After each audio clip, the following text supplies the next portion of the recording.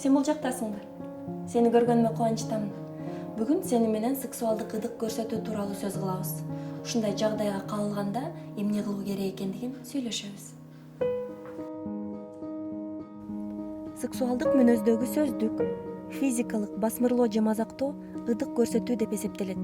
Ыдык көрсөтүү туугандар, мугалим, жакын адам же тааныш эмес адамдар тарабынан жасалышы мүмкүн.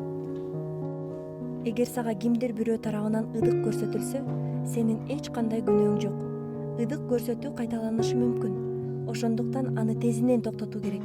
Унчукпай койбо. Ишеничтүү адамга айт. Ал апаң, эжең, социалдык педагог же жашы жетелектердин иштери боюнча тескөөчү болушу мүмкүн. Ыдык көрсөтүү бир гана физикалык формада болбойт. Ал электрондук же сандык формада да болот. Эгер сен мындай учурга кабылсаң, сөзсүз түрдө жакын адамдарың менен бөлүш.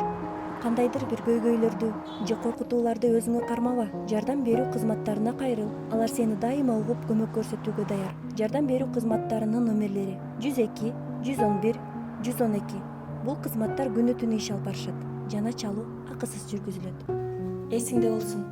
Мындай учурда сенин эч кандай күнөөң жок. Кыздар, келгиле бул тууралуу сөз кылабыз.